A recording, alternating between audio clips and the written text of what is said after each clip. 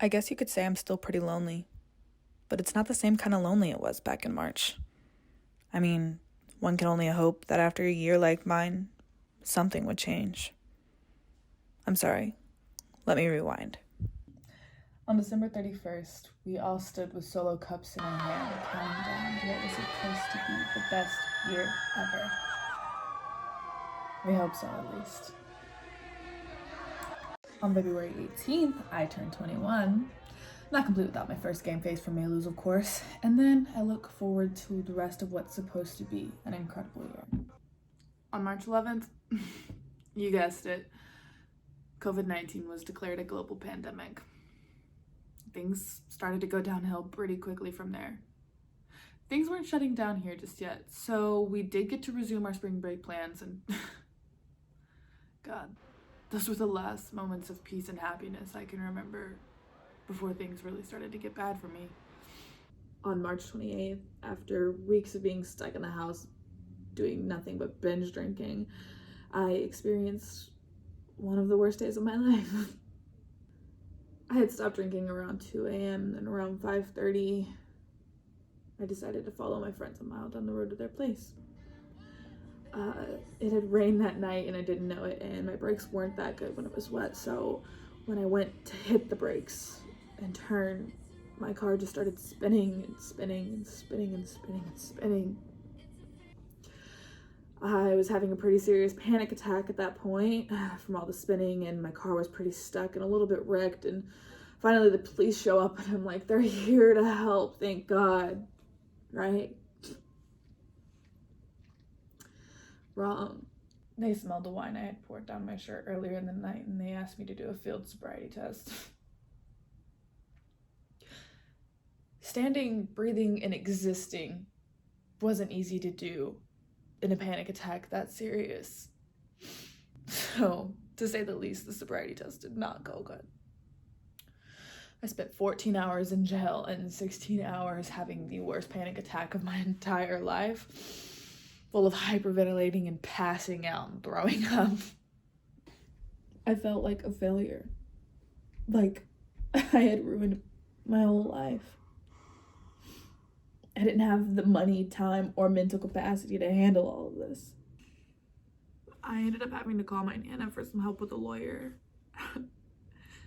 Tears were streaming down my face, and they quickly faded into a smile when I heard my Nana's first words.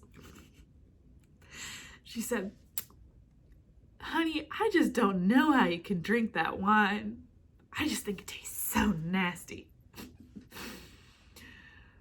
She said, "Honey, I'm gonna help you, but it looks like you need to go grab that weighted blanket I gave you. It'll relieve some of that stress." That sweet lady was right. But less than 2 months later, she passed away.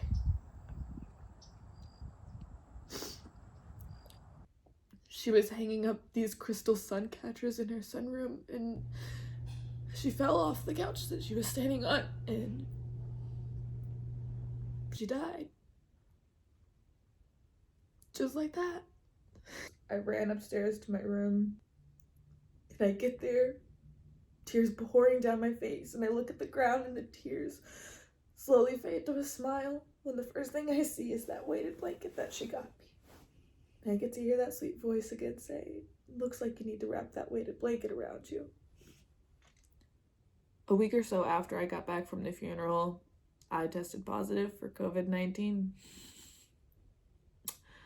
My depression and anxiety were at an all-time high, and now I have to be locked in my room alone for 2 weeks. That was it. That was my low point. 14 days alone. No one to talk to. Nothing to do. Just wallowing away in my own misery.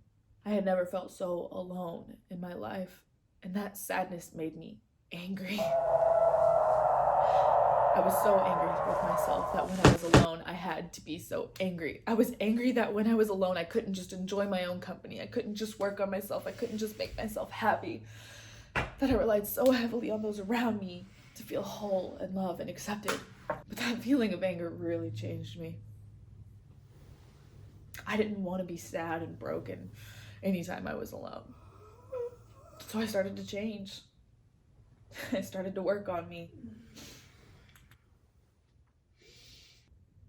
I started doing things I enjoy and working on myself.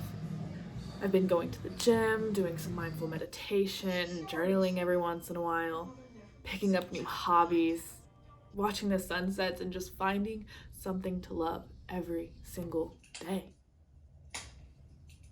So, yeah, I guess you could say I am still pretty lonely.